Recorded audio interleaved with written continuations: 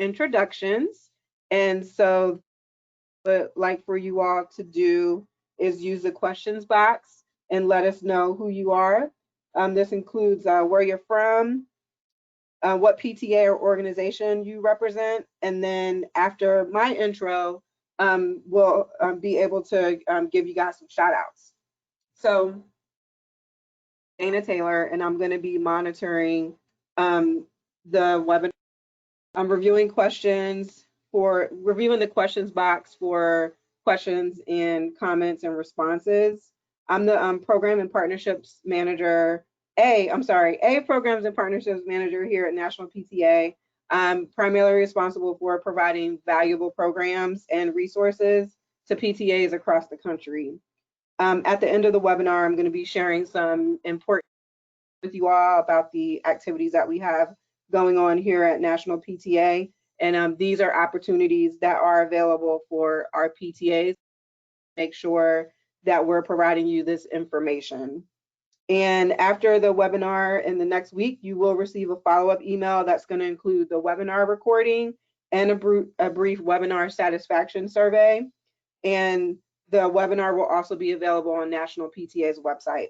And just one note regarding our survey, to the repeat attendees that are on tonight, I wanted to let you all know that any survey glitches that you may have experienced have been corrected. So going forward, you shouldn't have any completing the survey that we put together for these webinars. So now I'm going to hand it over to Stephanie. Stephanie is our subject matter expert and health educator, and we love working with her here at National PTA. She's also going to be facilitating the webinar. And Stephanie, I hand it over to you. Let me see if we got any shout outs.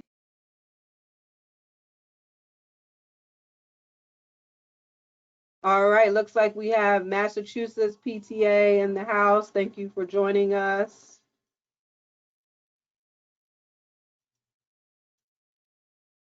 Massachusetts PTA, Arizona State PTA, thank you for joining us. So Dana, I'll go ahead and just do the rest of our introductions while folks are still writing in where they're from, if that's okay. Yeah, absolutely, go ahead. So as Dana mentioned, my name is Stephanie Hodges. I am a health educator and consultant to National PTA, and I'm thrilled today to welcome two fantastic speakers that are really going to provide a lot of great information around this subject. We have Shelley Lattimore, who is the marketing director for Nestle Pure Life, and then we also have Sarah Steely, who's the associate director of No Kid Hungry. On our agenda today, we are going to walk through a few different things relevant to our webinar topic. First, Shelley is going to provide us some background about the Nestle Pure Life brand and No Kid Hungry's partnership. And then Sarah Steely is going to share with us the impacts of hunger. And this is a little bit different than last week with food insecurity. So hunger refers to this personal physical sensation of discomfort. Refers to a lack of available financial resources for food at the household level. And she's going to share with us how hunger is an equity, education, health, and economic issue. She's also going to share with us a little bit about No Kid Hungry and their COVID response, and also some advocacy work and opportunities. So I'm actually going to turn it over to Shelley, and I want to thank Nestle for being a sponsor of National PTA's Healthy Hydration Program, and we're excited to hear what you have to share with us. Thanks. So hello, everyone. My name is Shelley Lattimore, and I have the great pleasure, as Steph mentioned, of being the marketing director on the Nestle Pure Life brand. By way of introduction, I've been a marketer for about 16 years now, and have managed brands from Green Giant to Betty Crocker to Cheerios, so a wide gamut of different businesses.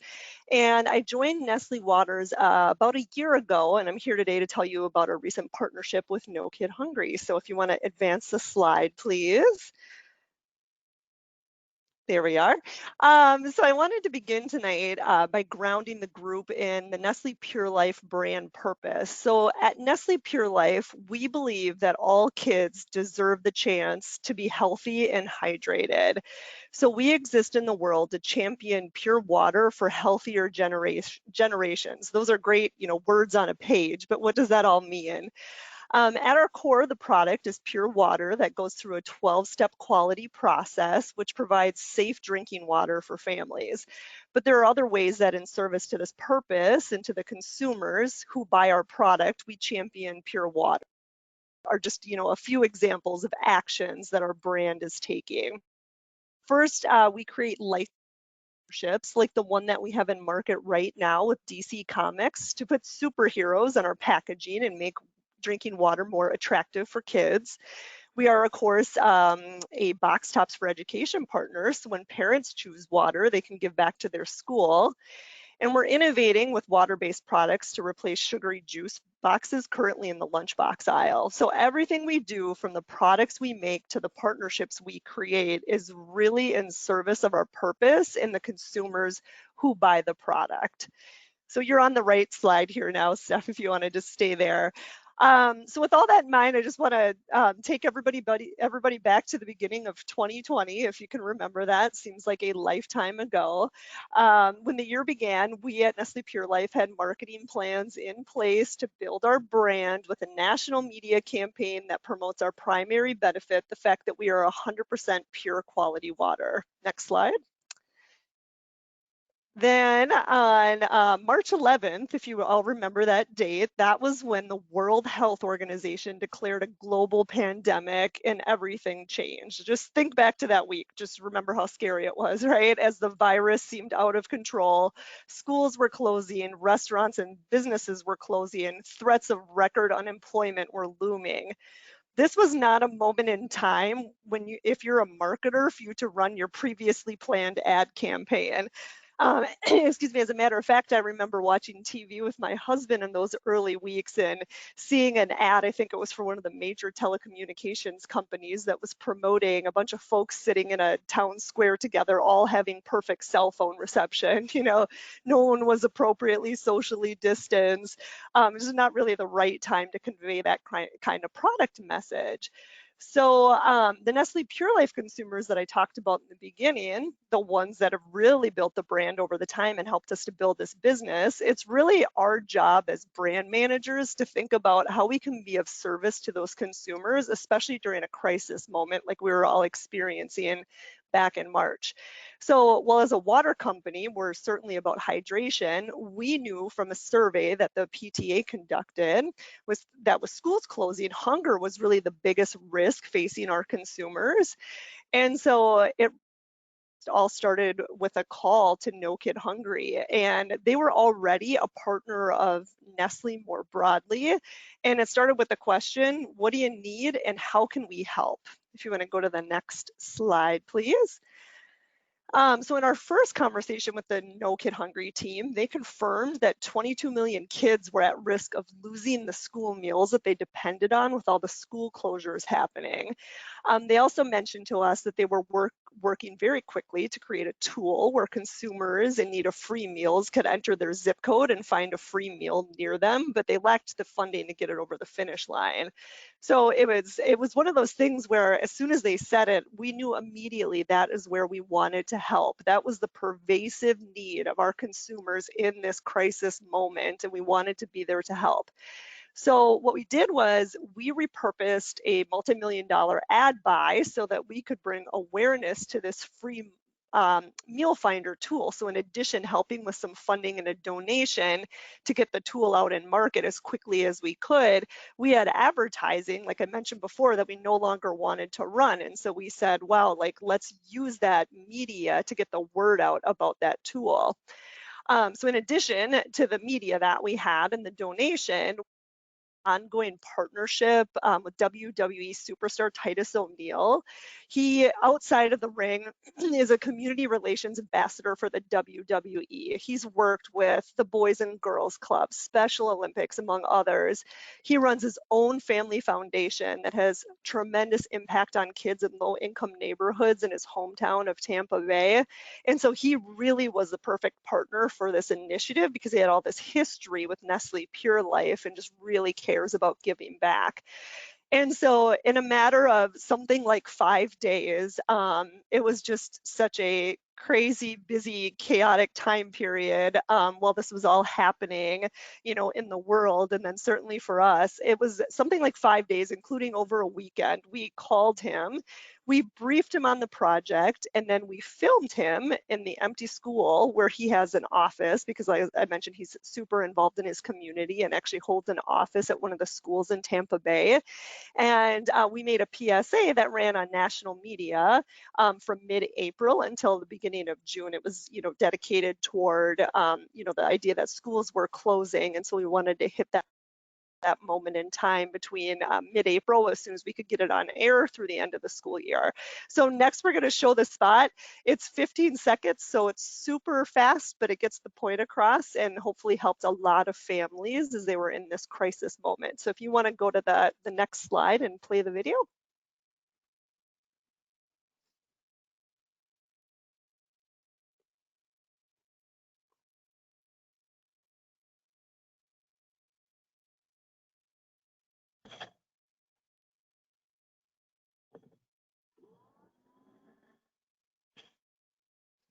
I could not hear it, but hopefully everybody else could. So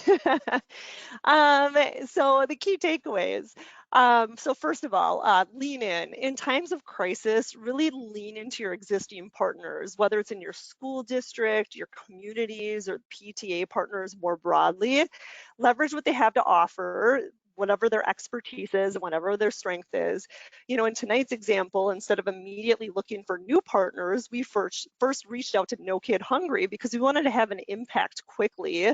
They were already an existing partner of Nestle, and so we knew that, you know, in order to respond in this crisis moment and help consumers to the greatest extent possible, we reached out to an existing partner and, you know, made that call. So definitely lean into those relationships. Second, listen. Before making assumptions, ask questions and really listen. Listen to your neighbors, your stakeholders, your partners, and ask probing questions to get to the specific need. You know, I mentioned earlier that through this survey that the PTA had conducted, we knew access to meals was a concern. And by listening to No Kid Hungry, we found out how we could help, you know, in those early days when we were trying to help out and just looking again for that pervasive need of our consumers. And then finally, lift up your community. So the launch of the National Meal Finder was a really concrete way that we could help communities in need. And, you know, we were able to leverage this media spend. We were able to drive awareness of the initiative through Titus O'Neill, you know, who we have worked with for years now. And so he makes sense as a brand fit, but he's also actively engaging with and working to lift up his community. So he was a perfect brand ambassador, you know, for us at this moment in time. So hopefully that was helpful. This is just a quick overview of what we did. And I think we're going to take questions at the end. Thanks so much, Shelley. I think I might have figured out our sound issue, so I'm actually going to back up just really quickly since the video is quick and replay the video and hope that helps. I grew up in poverty and meals weren't always easy to come by. Now with schools closing, 22 million kids across America have lost the school meals they depend on. If your family is in need, Nestle Pure Life and No Kid Hungry are here to help. So everyone should have heard it that time. Thank you so much. This was incredible to hear how Nestle has really helped to collaborate and partner with organizations to really fill the needs of children and families in our community. So thank you for walking through that with us. And as you mentioned, we are going to take questions at the end. So if folks have questions, we'll get to those in just a bit. So next, I want to turn it over to Sarah Steele, the Associate Director of No Kid Hungry Virginia. Thank you, Stephanie, and thank you, Shelley and Nestle and Titus O'Neill for the support of not just No Kid Hungry, but also support for our students and families across America to help connect them with important meal programs. We are so grateful for you.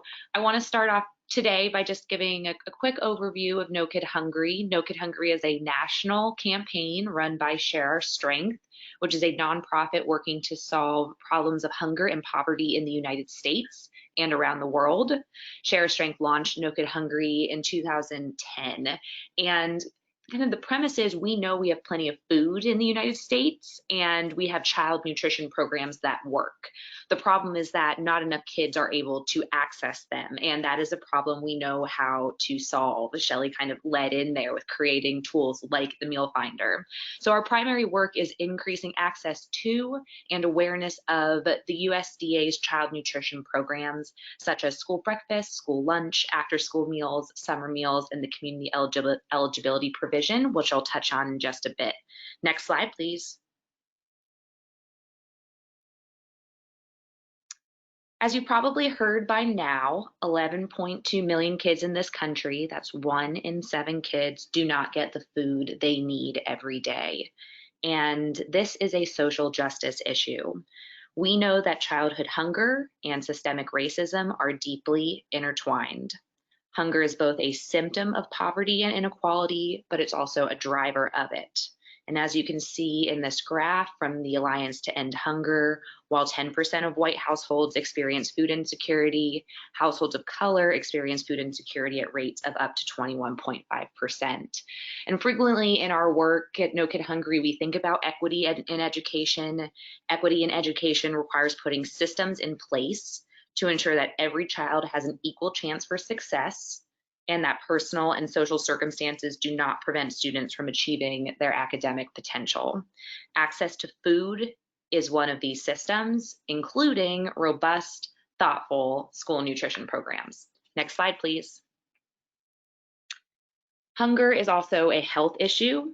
We know that hungry kids are sick more, recover slowly, and are hospitalized more frequently due to suppressed immune systems. We also know that this could manifest itself in more trips to the nurse's office during the school day, right, with a headache or a tummy ache because the students are hungry. We also know that families may have to make agonizing choices buying food and buying medicine, and that is not a position that any family should be in. Next slide. We know that hunger is an education issue. This is kind of a no-brainer, right? I know how I feel when I'm hungry or hangry, and children who do not get enough nutritious food do not do as well as in school. They tend to have more emotional and behavioral issues, and research shows that students who have full bellies do better on standardized tests. You can't be hungry to learn if you're just plain hungry, and having that empty belly makes multiplication tables, the spelling test, whatever it might be, a lot more difficult. Next slide, please. And we know that hunger is an issue. So research puts hunger's cost to the US economy per year at $167.5 billion. And we know that other investments made in sectors like education will be wasted on a child who is too hungry to benefit from them. So you can have cutting edge technology and 21st century facilities and the best teachers in the entire world, but if that child is too hungry to focus or to interact with those resources, that money is lost on them, right? So we need to address food insecurity, we need to address hunger before we address those other objectives. Next slide, please. So to reiterate, at No Kid Hungry, we know that children aren't hungry because we lack food or because we lack food and nutrition programs. Children are hungry because they often lack access to these programs, and their families often lack the critical nutrition education skills needed to shop for and cook healthy meals on a limited budget. So that's where No Kid Hungry comes in, and some of our other partner efforts like Cooking Matters, which is another campaign of Share Our Strength. And to feed hungry kids at this scale, today communities and families need to combine every nutrition resource. The combination may look different in each community. This is not a one-size-fits-all answer, but we know that the federal nutrition programs work together to build a system where kids get the food they need in rural, suburban, and urban areas around the nation. And No Kid Hungry works to connect kids to the food they need, build community capacity to tackle childhood hunger, and build will and advocating for change. Next slide, please. So we do this work nationwide, whether we have a long-term investment in a state, which you can see here in orange, or we provide consulting or grants. Like I mentioned, I work for our Virginia-based campaign, where we've been supporting our 132 public school divisions and other partners like food banks to maximize their meal programs. And we've been doing this since about 2011. Next slide, please. So let's get into a little bit of how No Kid Hungry has approached this global pandemic. We know that this has been an exceptionally difficult time for vulnerable children, and the economic and health crises facing our communities has made the simple seeming job of making sure kids get to eat every day all the more complex and difficult than ever. And the economic impacts of COVID-19 are staggering. There are more than 30 million people out of work. New research from the Urban Institute reports that 4 out of 10 adults with children whose incomes are under 250% of poverty are now food insecure. And another study projects that child food insecurity will increase to 19 million children, or 1 in 4 this year. So the No Kid Hungry National Response Strategy has many different components, but I'm going to provide an overview of 4 today. Providing emergency response funds to organizations working on the front line of the hunger crisis, equipping school and state leaders with best practices and ensuring impacted families know where they can go get a meal, ensure the right policies and resources are in place, and thanking our hunger heroes along the way. Next slide, please. So let's talk a little bit about the challenges facing school nutrition departments right now. The School Nutrition Association, which is a membership organization similar to PTA, did a survey of about 2,000 of school nutrition directors around the country, and about 2/3 of them reported that they will experience a loss at the end of this school year, a financial loss. And why is that? So we know that the students aren't in the school building, right? They're scattered throughout their cities and counties at home. They're not in the school building with a bell schedule that ensures that they're going to be filtering through the cafeteria at least once every day. So that means that naturally our school nutrition departments are serving fewer meals and therefore collecting less federal reimbursement. At the same time, again, because students are dispersed and not collected there in the school building, we can't use our serving lines. We can't use trays and tables, right? It's a lot more difficult to get the meals to them. So this could mean increased packaging costs, like clamshells and little cups to put fruit in. It could mean needing equipment to keep food safe, like coolers or just other totes that you need for distribution. It could mean pop-up tents or rain gear to keep frontline staff safe from the elements. It could mean PPE for those staff. It could mean fuel for buses or vans, and certainly the labor for the staff themselves, as well as potentially hazard pay for those who are on the front lines risking their lives to serve our students meals. And then increased cost of food due to disruptions in supply chains is a serious concern right now, all leading to increased costs at a time when there's less revenue coming in. Next slide. So I wanted to provide just 2 quotes from some of our grant applications so you can get a sense of the need that is out there right now. And I'll read this for y'all that might have called in. So the area of travel is nearly 550 square miles, a huge undertaking as the statewide school closures continue. The cost for fuel is a large expense for our division. We anticipate funds being needed to cover fuel costs of our buses and vans and being used to deliver food. So fuel for vans is not something that on an ordinary day, week, month, a school nutrition department or a cafeteria operation would need to consider, but it's a reality during this pandemic in order to get to the meals to the kids where they live. Next slide. Grant funds will help cover the cost of additional equipment, such as canopies and coolers for the curbside setup and coolers for the buses to ensure proper temperatures are maintained. Also, this type of grab-and-go feeding requires additional packing materials to serve food such as bags, to-go containers, wrap, and other materials. The packaging materials significantly increase the cost of the meals served. Staffing for this type of service also raises labor cost. Any help to cover these added costs would be beneficial. So that highlights a lot of different needs, right? And again, this is directly pulled from one of our grant applications. Additional equipment such as canopies and coolers for the buses to ensure food bags, containers, wrap, and other materials, and staffing due to the increased labor costs, because it takes more effort. Even though you're serving fewer kids, it's harder to get these meals out the door. So I hope that sheds a little bit of insight into some of the challenges in front of our school nutrition departments right now. Next slide, Stephanie.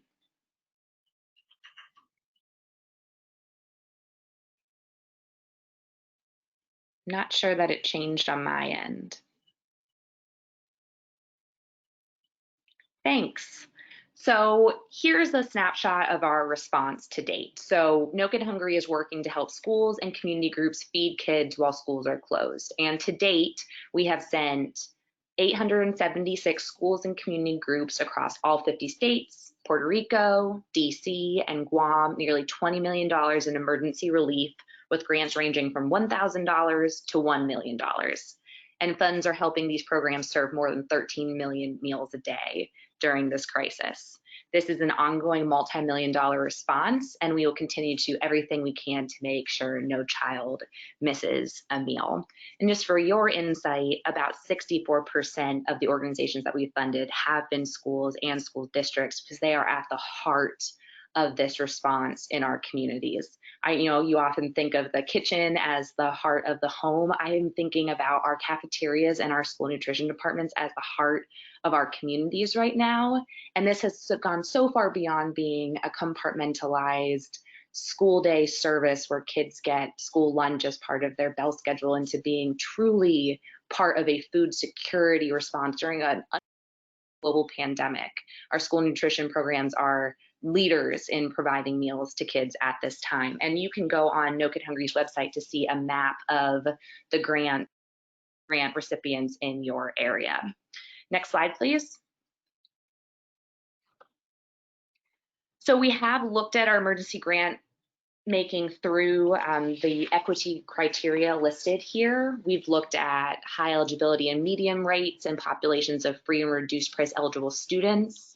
We've looked at communities that are particularly susceptible to COVID-19, like immigrant, migrant, and tribal communities, communities with high levels of students experiencing unstable housing, rural communities, diversity across states and geographies, and diversity of organization types. So not just granting to schools, but also our food banks and other community organizations who are leading this effort on the front lines in their communities. Next slide. So that was a high level of our grant funding, which is helping our meal providers maximize the reach of their programs and ensure that they can do everything that they want to do to be reaching the kids in their communities. But a big piece of our work is also technical assistance and outreach. So this is the programmatic support for our schools and community organizations, maybe to help them navigate federal regulations or just learn more about the programs in general. And then also we want to make sure that families are aware of where they can find meal sites organized by these schools and community organizations. Next slide, please. So let's talk about the outreach piece first. And Shelley talked about this a little bit at the beginning. One big piece of our outreach response is the texting hotline. So we promote this texting hotline. You can text the word food, FOOD, or COMIDA, COMIDA, to 877-877. You will be prompted to enter your address or your zip code, and then the meal finder, this texting line, will return 3 meal sites near you along with address and serving times. And this is operational in 44 states and DC. So these are the meal programs that are organized by schools, your school nutrition departments, your cafeterias, your local food banks, and this resource connects families who text the line with the meal sites nearest them. Next slide. And then we have our online free meal finder. The texting line that I just mentioned has been around for many years, but this free meal finder is new as of the pandemic and provides another way for families to access the same information. So it's based online, doesn't require a cell phone. You can go on and type in your address and find meal sites near you.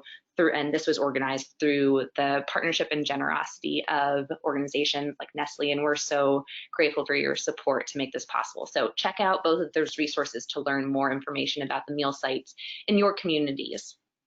Next slide, please.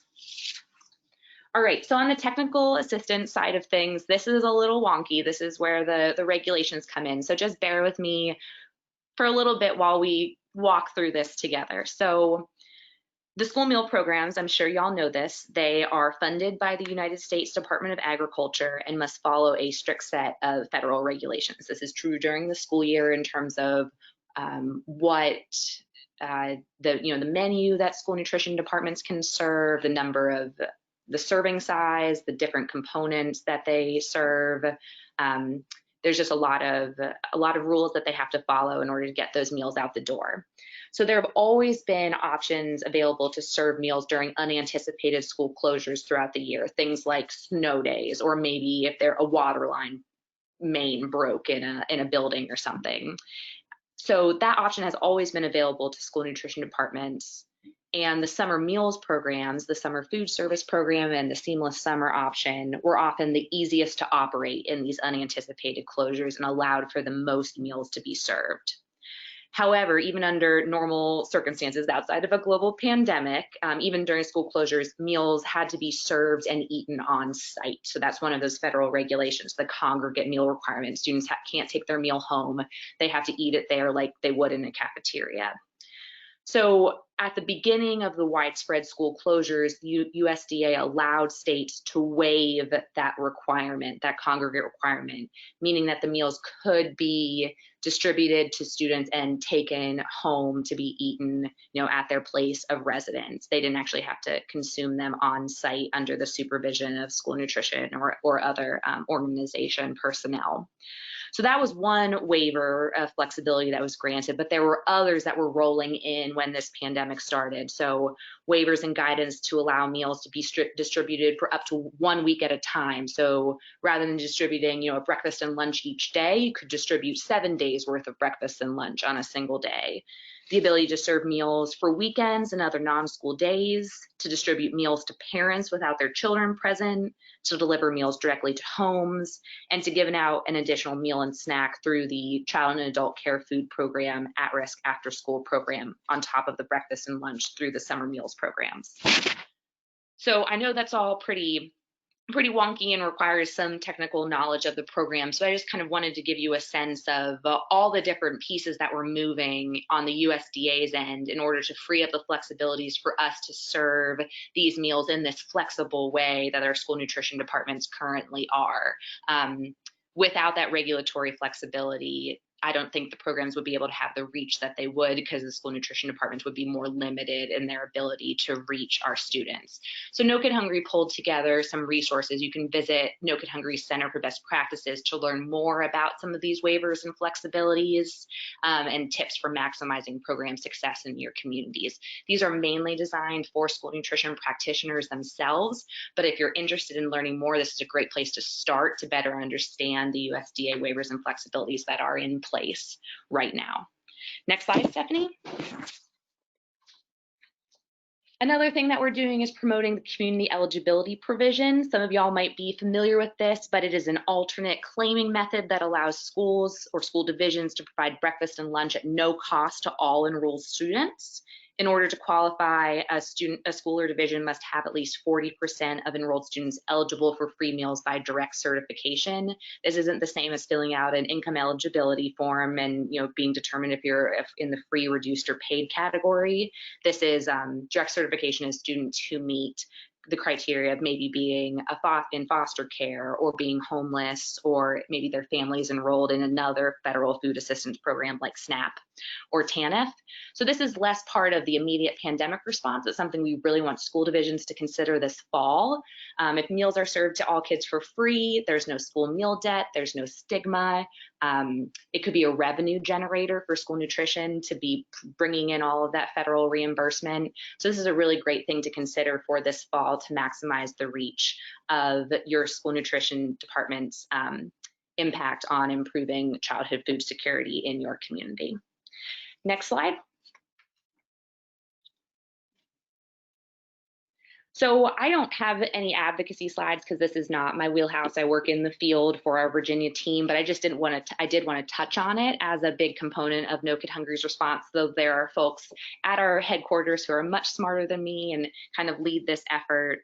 But our advocacy approach is kind of two-pronged. We work from the regulatory side of things, of establishing that line of communication with the USDA, conglomerating what we're hearing from our states on the ground from, the public school divisions in Virginia. I share what we're hearing about their hardships, about their struggles, about their need for additional flexibilities, and we push that up to the USDA, as well as educating members on the Hill about the importance of these flexibilities and waivers to ensure that we can keep serving meals and maximizing the number of kids that we're reaching. And then on the legislative side of things, definitely working, within those big relief packages like the Families First Coronavirus Response Act to advocate for things like pandemic EBT.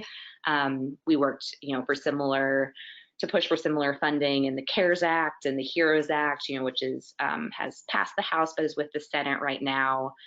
Particularly, HEROES Act would increase SNAP benefits. It would provide funding for school nutrition budgets and other key provisions. So kind of always working that side of things too at both the state and federal levels. Next slide.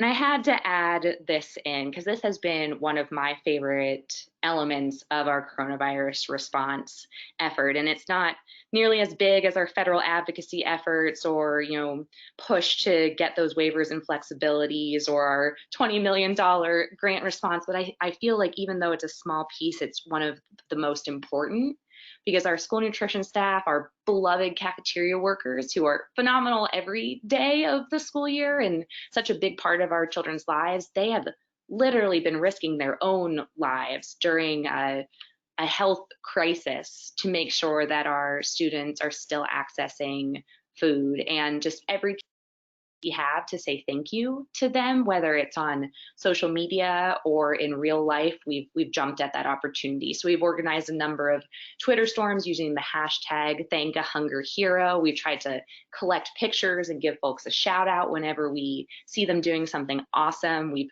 retweeted them. We've been posting in their comment sections on social media, just those little things to let them know that we see them, we are grateful for them, and we think that they are superheroes for their truly heroic efforts of reaching our students during this time. So just quickly to touch on how you can help, thank the frontline staff in your community for all that they are doing. Ask them what they need, find out if they need equipment, staff, funding, support, and then advocate to your local school board, your local decision makers to connect them with those resources.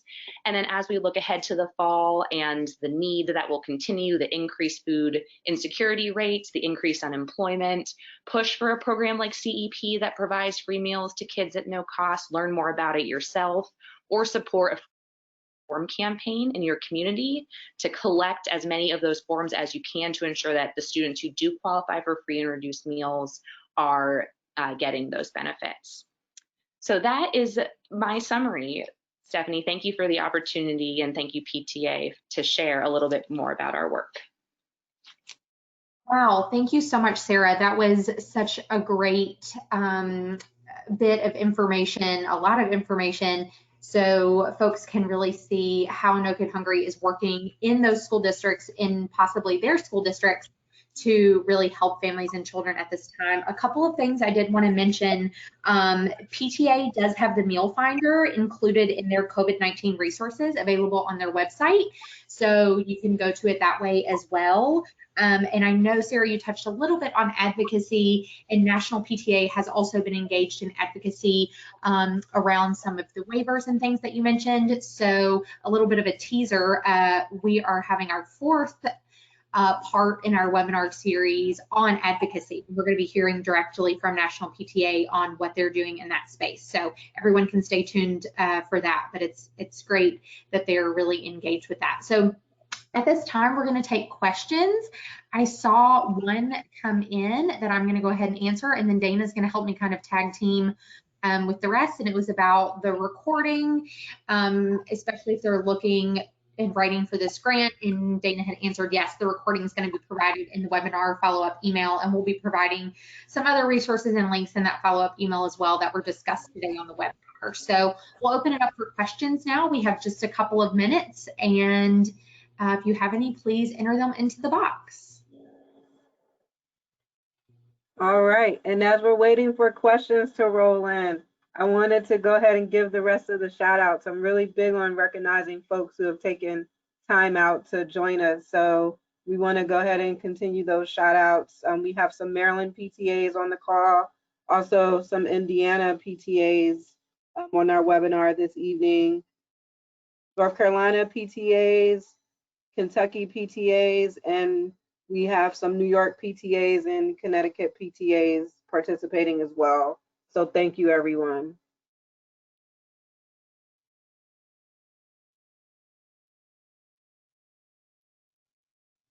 All right, I'm looking at the questions. Stephanie, I don't see any additional ones.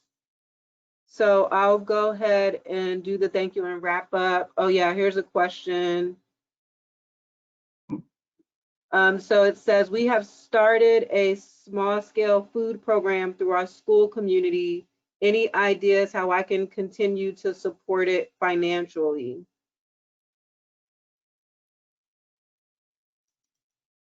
Yeah, so Sarah, can you speak to, do you all have any additional grants? I know you did a big group of those, and I know, you know, No Kid Hungry is in, but could you speak to potentially any grant opportunities there? Sure. So while our kind of our big emergency relief grant effort that was, you know, over the last couple of months is wrapping up at this point, we will be pivoting to a back to school grant effort, and certainly these sorts of considerations are still on our mind, not just how to maximize the reach of the school nutrition programs, but then also what other sort of services will be necessary to ensure that our food insecure kids are connected with the resources that they need, whether that's a backpack program or a school pantry or something like that. And I would encourage you to check out that grant opportunity. You know, I think partnering with your local food bank, if it's like a Feeding America affiliate, sometimes there's cost sharing opportunities where you can source food from your local food bank at a discount through kind of their supply chains and supplement your small scale food distribution in that way. But those are two that come to mind. Other organizations that are often really engaged with this are faith-based entities, and then organizations like Kiwanis. I've seen them during this time. So just a few ideas from me. Yeah, and on this slide, you should have the thank you and wrap up. So PTA, this is a great plug for that. The COVID response relief funding sponsored by TikTok, those are now open, and Dana was going to provide a little bit more information about that, but that's open right now. So that's something that you can absolutely look at and apply to keep your program running. And there's another question here. I know we're getting close on time. Does our cafeteria manager have all resources for our area provided to them?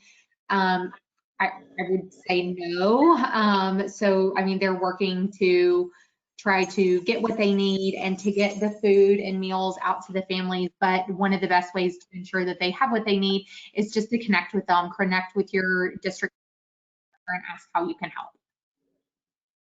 All right.